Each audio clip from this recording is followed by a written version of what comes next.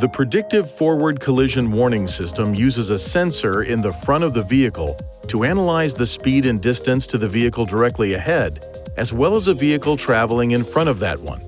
The Predictive Forward Collision Warning System operates at speeds above approximately 5 km per hour.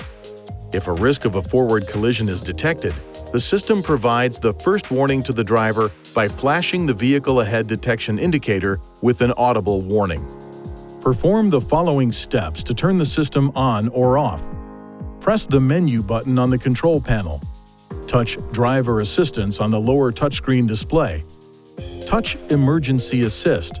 Then, Emergency Braking to toggle the system on or off. The PFCW system is integrated into the Forward Emergency Braking with Pedestrian Detection System. There is not a separate selection in the touchscreen display for the PFCW system. When the FEB with pedestrian detection is turned off, the PFCW system is also turned off. Please see your owner's manual for important safety information, system limitations, and additional operating and feature information.